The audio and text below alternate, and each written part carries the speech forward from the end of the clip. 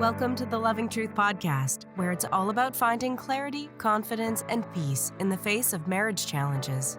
And now your host, relationship expert, and certified master life coach, Sharon Pope.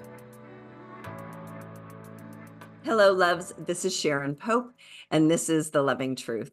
I want to welcome you today because I have two special guests that I am anxious to share with you. So let me introduce them. Noam Raucher is an ordained rabbi, educator, and international executive director for the Federation of Jewish Men's Clubs. As a coach, Noam focuses, in no particular order, I like that, on healthy masculinity, spiritual growth, relationships, and divorce. His background comes from extensive work and experience as a guide and counselor to thousands of individuals, all walking different paths. When he's not coaching, he is either playing with his kids, hiking trails around Southern California, enjoying the beach, podcasting at the Jewish Divorce Project, and Jews with Tattoos, which sounds super interesting to me. Leeron comes from an eclectic background working in the entertainment, public relations, marketing, special events, and community development. When seeing so many marriages fall apart during her or around her in 2021 during the pandemic, she decided to study and become a certified divorce coach through the International Divorce Coach Center of Excellence. Leeron started My Divorce Concierge in August of 2022. She provides a service she wished she had for herself in the beginning stages of her challenging divorce in 2018. Utilizing her child development training, Leeron helps her clients focus on what's best for their children and how to create the life they want and deserve. She lives in Burbank with her two young boys, and she's involved in the community running groups for solo mothers, which I love. I think that's super cool. All right. Thank you. Welcome to my beautiful community. I can't wait for them to hear from you. They hear from me all the time, so it's good to get some other voices in here. Yeah. All right. Well, I would love for each of you to be able to share your stories. I think there are always some similarities when we go through a divorce, but then they're always very personal too. So share whatever you're comfortable with, but I would love to just sort of hear the background of your marriage and your divorce and where you're at today. Ladies first. Let's do it. Leeron, let's start with you. All right. Well, thank you so much for having us. The whole idea of stay or go was a huge theme in my experience. I was 28 when I met my ex, and he was 7 years older than me. He was ready to get married. I was like, I could get married now. I could wait. You're the one. Let's do it. We got married in 2018 and were hit with the recession immediately, which was a really tough start for marriage. So not knowing how your partner would react in a stressful situation like that, when your support systems are gone with work and family, brought out a lot of very interesting personality traits and behaviors that we didn't know about. I went into hustle mode. He went into freeze mode, which was very unattractive to me, I guess you would say. So things kind of started out real rocky. We got pregnant a year after we got married. Everything kind of changed real fast. And so we were struggling for a while. But then things got better with work. I got a new job. We moved, and I kept kind of looking at our marriage and thinking, how can I judge our marriage when we're not at our best? I didn't feel it was fair. I felt this underlying feeling of like something doesn't feel right. We would fight hard and mean. And my ex would say things to me like, this is normal, couples fight. I hadn't been in a really long relationship before him.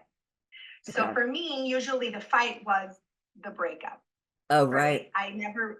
So he would constantly remind me, like, you're just used to running. This is normal. Couples fight. This is how it is. And so I kind of really was hopeful and kept at it, right? And my parents are happily married for 45 years, and they are a really amazing example. I didn't grow up seeing them fight, in all honesty. And he would tell me, like, that's rare. That's not real life. That's not how things are. And so there was a lot of this kind of, and I would talk to my girlfriends, and everybody complained about their husbands. So Yep.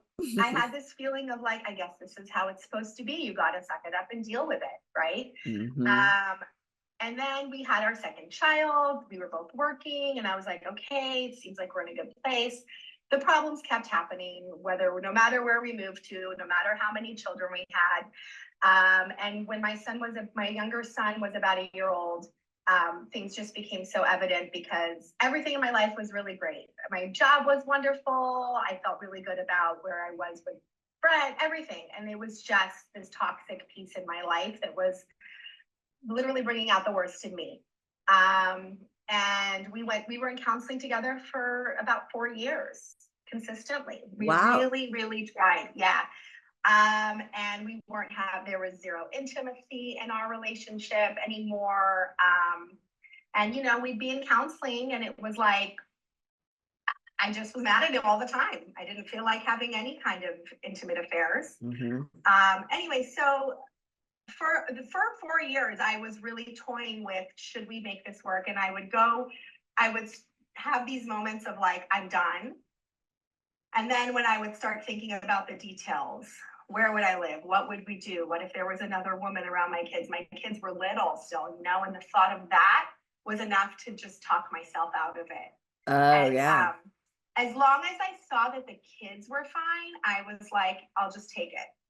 He's not nice to me, but I'll take it, and taking full responsibility. I wasn't very nice to him either, right? We weren't in a good place. Not at your best, as you said. No, and it took that one big fight where our final kind of moment where the kids, I saw them scared and they were in their room while we were fighting, and I went in their room and saw my little one sitting, he'd wet his bed, and the older one was in fetal position crying, and instantly that was my aha moment. It was kind of the same feeling like when you meet someone and it was literally the same feeling on its way out. That was it for me.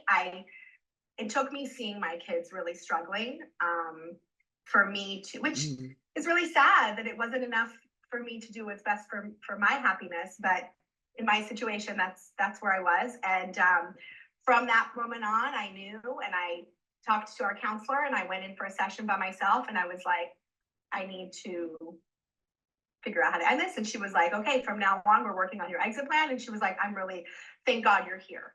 And I was like she knew all along, but she couldn't push me either way because she was a pro-marriage counselor. Right. And then I spent months kind of just working this out. And I really tried to get it to be a mutual decision. But I was dealing with someone who, when I would say things like, I'm not happy, our marriage, it feels hopeless. I think he would say, of course we're happy. We have a literal white picket fence. We have a minivan. So there wasn't a way for us to get on the same page. And once I made that decision and was checked out, we didn't fight anymore. The conversations were like, did you feed the dog? Did you, take out the trash? It was very transactional. And in his mind, we were great because we weren't fighting. So when I did 3 months later, just come out and say, I want a divorce, I had never used the word divorce ever in our marriage before. It was like the rug pulled out from underneath him. How could you do that? Why? And at this point, I was just like, there was literally nothing he could say or do that would change my mind. And our lives improved very much so after that. And I know I made the right decision, but being the one to make the decision from a guy that is a nice guy, yes, to everybody on the outside, I was very much the villain that was breaking up the marriage, and it was really hard. And to a life that looked pretty good from the outside looking in. Yeah. We looked great from the outside, and the insides were all broken, and he wasn't really able to see that. But it was kind of that I had voiced my concern. I had tried for so many years, and so I felt really confident that I feel like I tried everything. And at that point, when he wanted to keep trying, it was too late. I So mean, 4 years in that was how consistent we got, 4 year, yeah, yeah, 4 years in consistent therapy is like, that is really giving it some concerted effort. You know, a lot of times people yeah. will go to counseling like once or twice and they're like, oh, it didn't work. Like they're expecting magic to happen in a few Yeah. times, right? So, Up at one point and was just like, I'm not the problem, you're the problem, I'm done. And I oh, continued going to therapy. And that's when I really started understanding what it is I want out of life and yeah, what I deserve. yeah, I bet your story resonates with so many women. Yeah, because it's super common. And even the stories about, your kids and seeing your kids scared. I think we'll do things for our children that we often won't do for ourselves, and that'll, wake us up sometimes. Yeah. Yeah. But we're both happy now. He's remarried, he's got a baby. He sees the kids a lot more than he did when we were together. And it's been a rough, post-divorce relationship, but we've finally reached a pretty good place 6 years later. Oh, wow. All right. All right. Well, we'll get to Yeah. that. We'll probably hear something about that too. All right, Noam, I want to hear from you as well. I always love the Yeah. male perspective of this. Oh, thank you. And I echo Leeron's remarks. Thank you for having us on this show with you. We're really excited to be here. Yeah. My story is somewhat similar to Leeron's in the sense that, we got married at late in our 20s, which was a little bit delayed, for a lot of people in the community. And there was something that was also just kind of smooth and easy about it. That was also, this is just kind of what we're supposed to be doing. Mm-hmm. And it felt that way, particularly, I think, in the rabbinic community, right? And in the Jewish community, which is you get married at a young age, or at least mid 20s or so, and you just kind of move off in that direction and you start your Mm-hmm. life. And as a rabbi, it felt particularly natural in that way, too. I mean, as I look back on it now, there was a certain amount of reticence I had, but I didn't attribute that to be anything more than me just kind of being nervous about a relationship or this next stage, and just thought, you just got to get past it. You just got to get over it, right? You feel this way with anyone. And so we went on doing our lives like that. Like it was just that simple. This is what you're supposed to do. You get married, you have kids, you have your job, your move, like all those systematic things. You buy a house. Yes. And we also had our first kid. Literally the night before our 1-year anniversary. Like we spent it in the hospital room on her bed, like holding the baby. And it was a beautiful thing. But when you think about it, that time in between doesn't give you a lot to really kind of build your relationship with someone else. And you don't really get a chance to really learn about each other in the process, all the stuff that you should have been doing, dating. Yes. And getting to know someone. And we tried. I remember even before we got married, I suggested let's go to a therapist just to see if they can give us some tools, right, for what marriage is like. Good for you. I grew up in a home. Thank you. I grew up in a home where my parents are still married 50 years now, but they fought, and I was witness to some of it, and there were some tears on my part when I would see my parents fight, right? Much like Leeron describes her children in the fetal position or crying as a result of hearing their parents fight. I was one of those kids too, and grew up learning that contention and people having confrontation with one another in marriage is just kind of natural, right? It really is. Yeah. And my parents have found a way to really make it work. Like those are the people that they are, and so it's been a marriage for them. It's been good for them in the ways that it's been good for them, right? It may not be good for me, or it may not be what I necessarily want, but it is what works for them. Yeah. And, that was the example that I also had, that couples fight and they figure out a way to get through it. And if anything, they fight hard, but they stick together because there's something greater than that. And you just kind of move forward through life that way. My ex didn't like the fighting, right? Neither did I, frankly, that we had. But I also don't think she grew up with a lot of it. Her parents divorced at a young age, and that was just kind of the story that she had. The point at which we got divorced was a difficult point personally in my life. We had moved out to California at that point, and I had lost my job a couple years into that move, and I was depressed and didn't really know what to do. So I wasn't really the best representation of myself. That doesn't mean it's all on me, right? It doesn't mean that I Right. caused the divorce necessarily. There was probably a lot brewing right underneath that prior to that, but that was certainly probably the straw that broke the camel's back. And I was also surprised in some way when my ex asked for a divorce, because I thought, look, we're just trying to get through it, right? We're taking it one Yes. step at a time. We're trying to do this like a lot of people do, right? This is kind of what happens in American marriage and society, right? Your marriage goes through dry spells. You fight with each other. Someone's unemployed or something like that, and you just find a way to make it work. Yes. And that was really it. And I think ultimately what it was is that she and I just weren't really emotionally prepared for it. We weren't emotionally prepared for marriage, is what I mean. Mm-hmm. It takes a lot really to love someone through challenging times and wanting to be able to go through those moments with them. I remember early on in our marriage, in my first job, my first pulpit, we were over in Charlotte, North Carolina, and we did a video conference with our therapist because we needed some assistance at the time, and we thought he was the most familiar person to us. And one of the things that he pointed out is that you guys have had a lot of major life moments in a very short period of time, right? Which causes stress, but also means that you need to figure out a way to deal with them.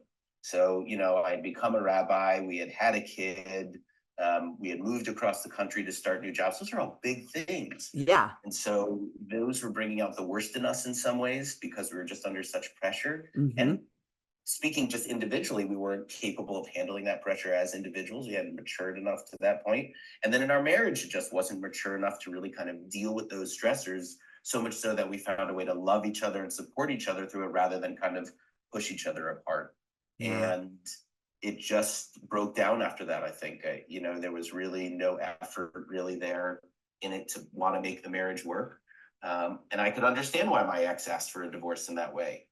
Would I have liked to pursue it differently and keep the family together and figure out a way to make it work? Yes, but that wasn't in the cards. And so it was just a matter of acceptance and, learning from it and going through it ultimately in that way. Yeah. Yeah.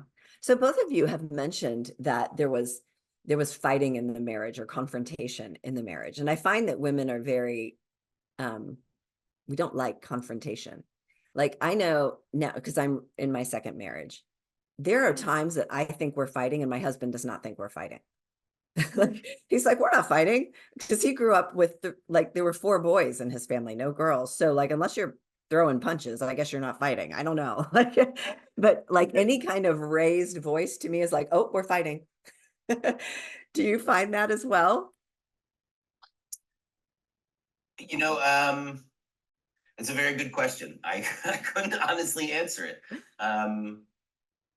Yeah, I mean, I think I would have to have someone come at me in an angry way, right? That was really obvious for me to know that we were in a fight.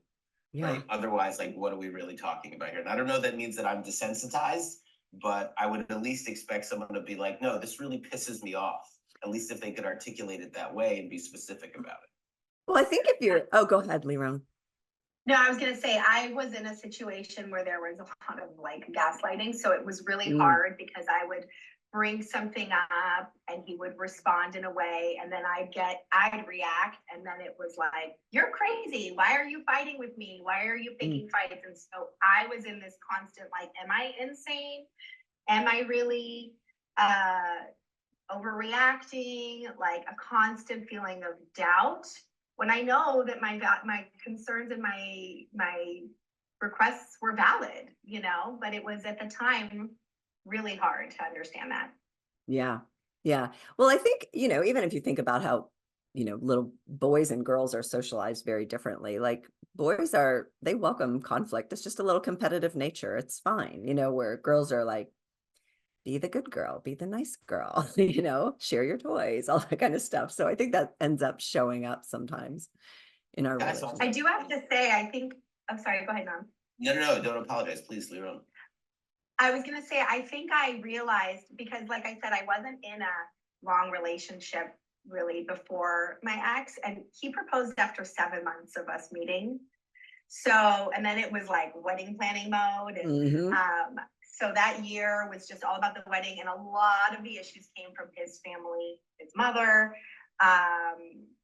There was a lot of outside things that were involved that were bringing a lot of stress to us.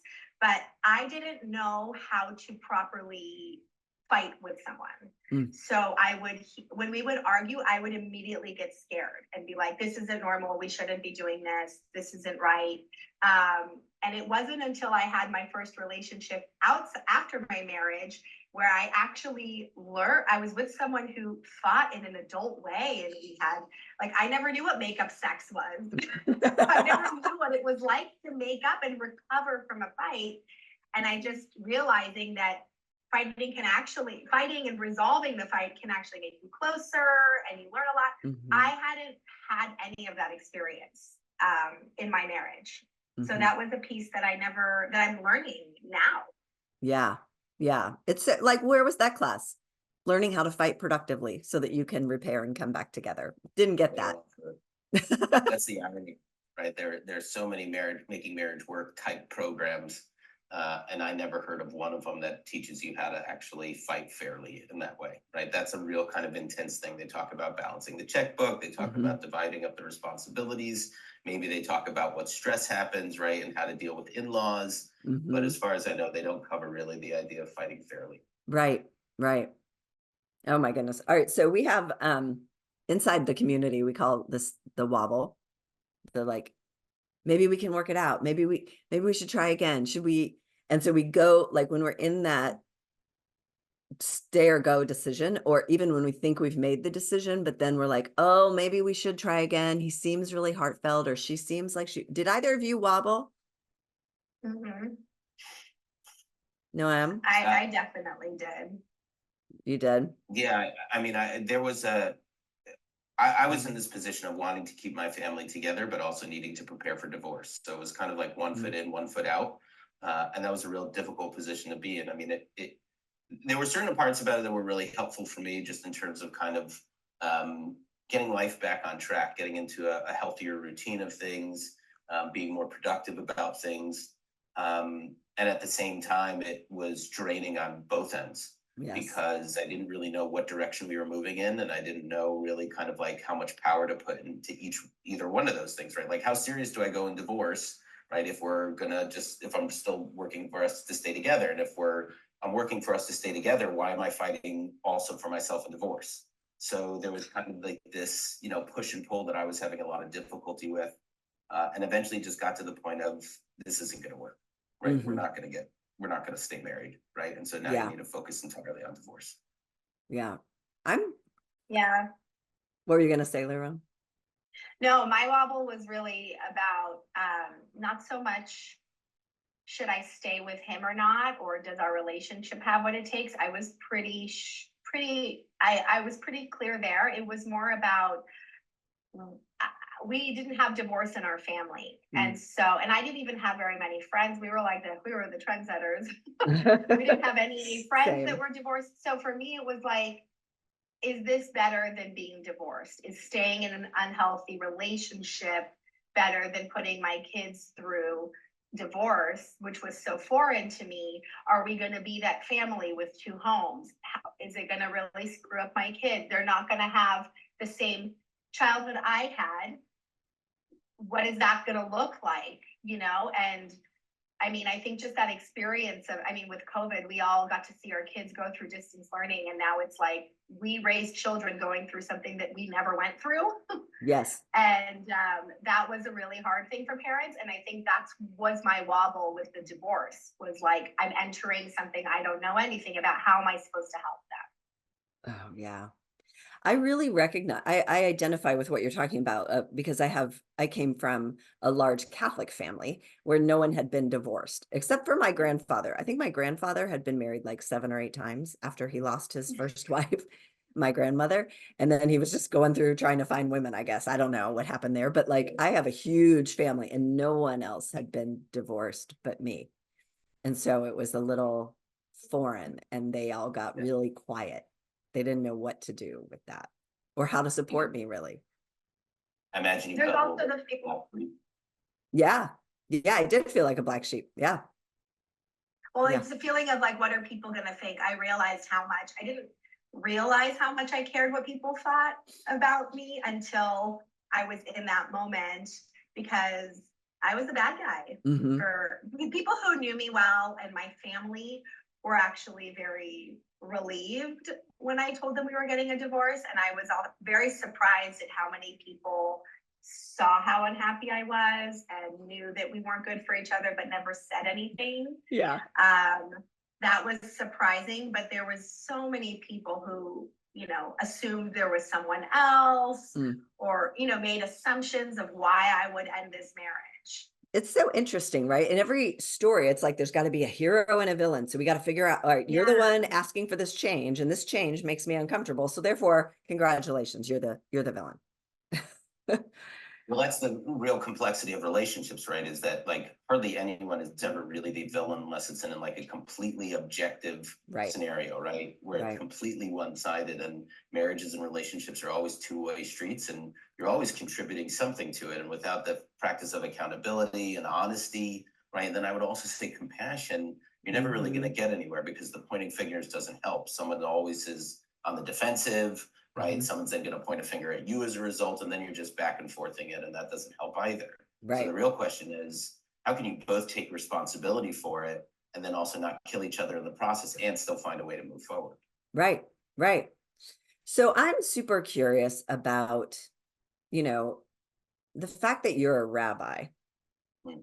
I mean, maybe you have greater pressure on you. I don't know.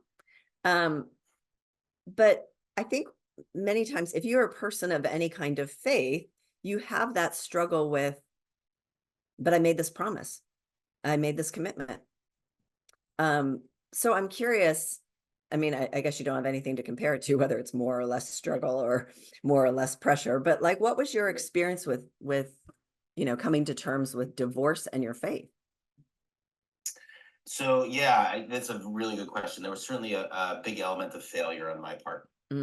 Of feeling like I was a rabbi and helping people get through marriages and marry them off without really knowing how to do it myself. Feeling like I was flying blind in that way. And so there was a level of failure and embarrassment that came with it, because I felt like I was a rabbi who, loved the Jewish tradition and was guided by the Jewish tradition, and also was very much raised on the idea of wanting a family. Like that was a goal of mine.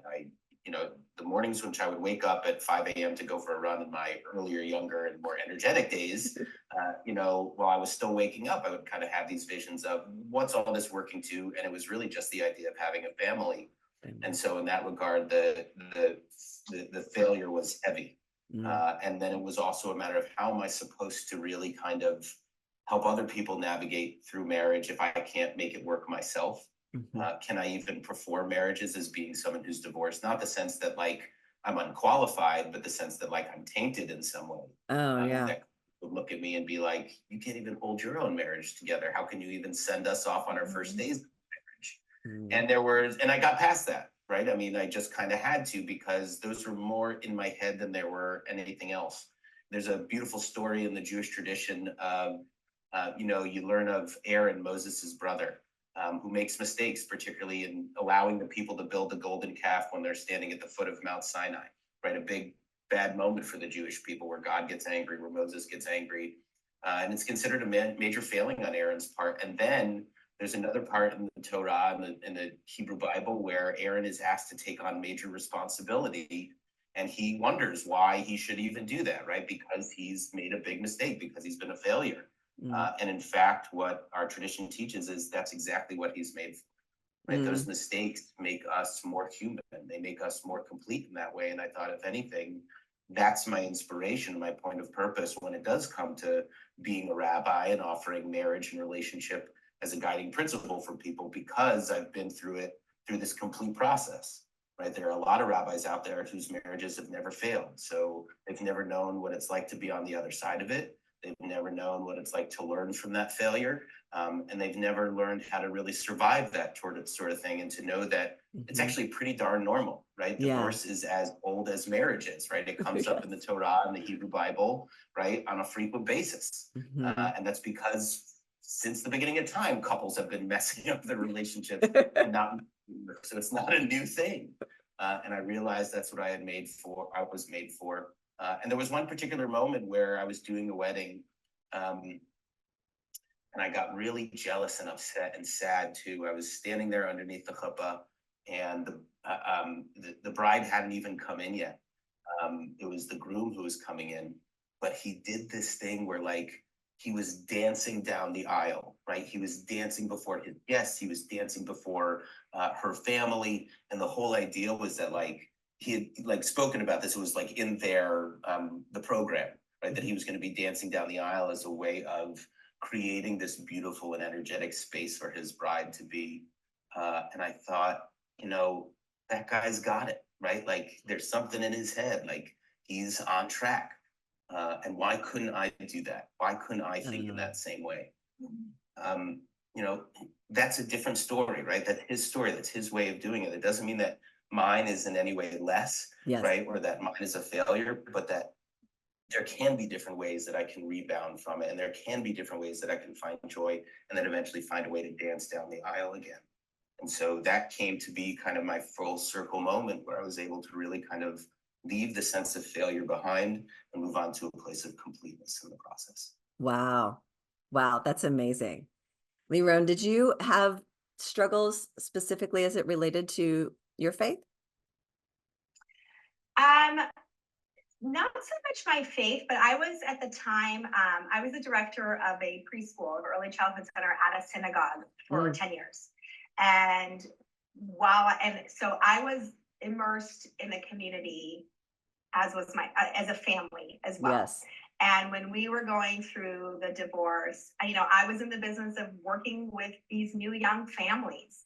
And I was, in a sense, there were times that I was like a therapist to them when we'd be sitting in my office and we'd be talking about their children's behaviors. And I was always very compassionate and understanding and, able to really redirect and talk about their kids. But when I was going through the time of knowing I was getting a divorce and all of the turmoil, and I was really trying to keep it to myself, it definitely was hard for me. I acted out in the sense of, I had a really hard time sitting with a couple. And they would start, we'd be talking about potty training, and next thing you know, the wife would say things like, well, if you were home more, and he would be, they'd have all these passive aggressive, arguments. And I didn't have it in me as much to be as compassionate. And I'd say things like, if you guys are in counseling, you should be in counseling. And I would spend these parent-teacher conferences in my mind being like, oh my God, why doesn't he leave her? Oh, they're not going to make it. I became very cynical of marriage and happy couples. And I literally had to tell my executive director, or tell the president of the synagogue, I don't know if I should be in the business of working with families right now. I'm not in a good place. I'm trying not to be judgy, but I'm having a really hard time. And I actually transitioned into a new role. They made me executive director. I was like, I think I can't, this is not good for me right now. So I really struggled in just my environment of being around these happy families. And I was just sitting here going, oh God, you have no idea what you guys are in for. You have a 2-year-old, you're just getting started. And these were the thoughts in my mind. And it was like, I hated that I was feeling that way, but I had a really hard time, in that environment. And it was a Jewish community. And it was, we definitely, being that I worked there, the community stayed with me. And, their father, once we were going through the divorce, he still had to come and pick up the kids and see all the teachers glaring at him who were my employees. And it wasn't easy, so we felt it in a community sense. I think one of the hardest parts, honestly, my grandmother, who is turning 90 this year, she played a part in setting us up. And the guilt that she had, I had to spend so much time and energy constantly being like, it's not your fault. It's okay.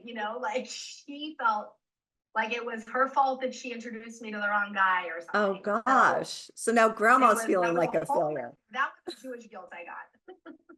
I just feel like, we've got to get better we need a new marker for what success in marriage looks like, or it's not just longevity. Because otherwise there's so many people that will say the same words of I feel like a failure. I feel like I failed, because the only marker is until death. That's success, as opposed to happy, or we brought new life into this world because we were brave enough to love each other, or we overcame some real challenges in our life, like when I went through losing a job or depression or Right. moving across the country, all those things, we stood by each other through that. And rarely did people talk about it so publicly and articulately, right? Leeron mentions how, she knew that a bunch of her friends, right, her female friends were having difficulties in their marriage, or that they were upset at their husbands for some reason. I wonder how deep those conversations get, in a public sphere, so much so that a lot of people can feel almost normalized by it. Yes. Right. And also know that like there is a toolkit for it, that like this is something that people deal with on a regular basis, and you're not weird for it. So it's okay to talk about it. And there is a way through it. And the irony is that faith-based communities really should be those spaces where you can, right? Like I get it, like a therapist office is the safest space, right? Because it's you two and it's the therapist and it's a trained professional. But what really normalizes it for people is knowing that their other friends are going through it. And the fact that we're so silent about it because there's this taboo of if there's problems in your marriage or that your marriage falls apart, that you're this black sheep, right? That there's something wrong with you, really impacts more people than we think. Yes. Because it doesn't give us a chance to really talk about it, and it doesn't give us a chance to feel whole or normal, and it doesn't really give us the tools we need to really survive. And so that would be really interesting if like a synagogue or a church or whatever, right, a faith-based community of any kind gathered couples together and said, okay, we want you to be real for a moment, right? We're going to take 10 couples and you're all going to tell us like the worst things that's going on in your marriage. And we're not going to judge each other, but we're all going to raise our hands and say, I'm going through it too. So, right? To really sit around that way and to feel normal and complete, I think is hugely powerful and a big missed opportunity for communities not to be doing something like that. I agree. And it also speaks to the work that both of you are doing through the Jewish Divorce Podcast, like just trying to talk about it more openly so that people, when they're going through it, they have a place to go, oh, I'm not the first person to walk in these shoes. And it's actually much more common than we hear because we're just not talking about it. So that's why we feel so alone. That's exactly right. So, all right. I know time always gets away from me on these conversations because I could talk to you all forever, but so let's do this. What is one thing that now on the other side of all this, years later, that you wish you knew then? And that can be while you were married and in the struggle of it, or then can be during the divorce, whatever you think is like a better little nugget for my community. Leeron? You go first. Oh, no, okay. You go first. So I would say the one thing that would have been really helpful for me pre-divorce and going through divorce is to know that 1, you're going to survive, and 2, you're going to thrive, right? That's really what it is. There's a support system there. There are people that care for you. You are smart enough to know the way through this, and you are strong enough to know the way through this. And if you are willing to have faith in yourself in that way, then on the other side of it, you will thrive. You will find a whole new life. You will learn great wisdom, and you'll be able to take that with you to become a better person and a stronger, tougher individual. Beautiful. Leeron? I wish I knew that the post-divorce relationship was going to be a struggle. I mean, I think I thought that like by divorcing and having him move out, my problems will be gone. Nope. And it was actually even more volatile and harder in the years after.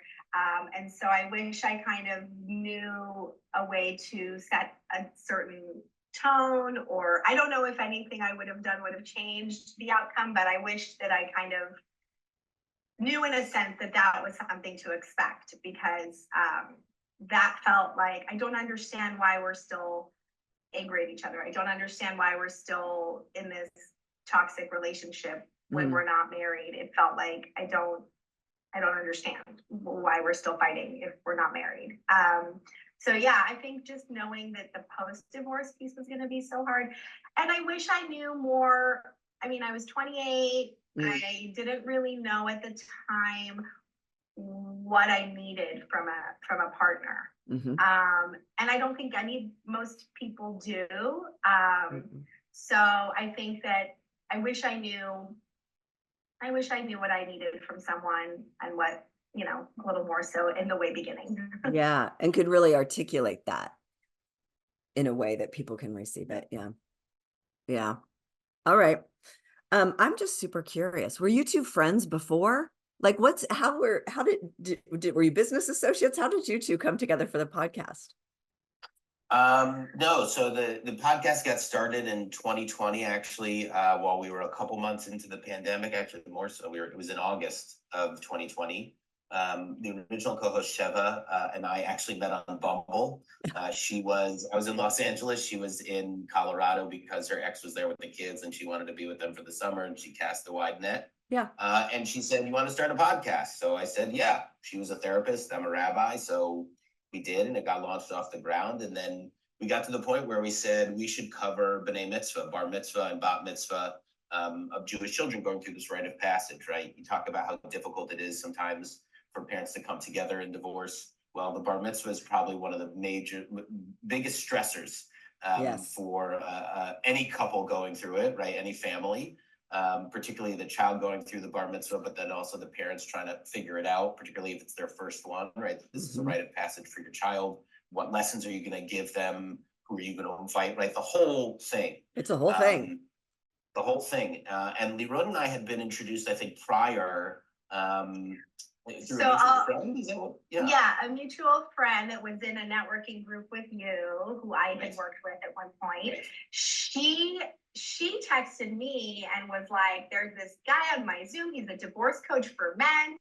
He's cute. He's got 2 boys." She originally, I was thinking maybe there's a setup or maybe there's a professional. You guys should meet. So I reached out to him on Instagram and was like, "Hey, we should meet." And we just started talking, and it was really like we both have 2 boys. We're both divorce coaches. We both work in the Jewish professional world. It just felt like we should be doing something together. And coincidentally, I was working at a synagogue as an event coordinator, planning B'nai Mitzvahs for people every weekend. And I was planning my own son's. I had just had my own son's bar mitzvah. And so he had me on as a guest to talk about my experience planning the bar mitzvah with my ex, which that's a good episode because there was a lot of interesting things going on there. And then we've stayed in touch, and we were kind of trying to figure out a way that we should work together. We just felt this energy of like we should be doing something together. And then he took me out to lunch and proposed for me to be the new co-host when Sheva was ready to leave. And I was like, yes, let's do it. So it's been really fun. Well, you're very entertaining. I did tell him, I might add a little spiciness. I'm not as observant. Is that okay? And he was like, yes, bring it on. Yeah.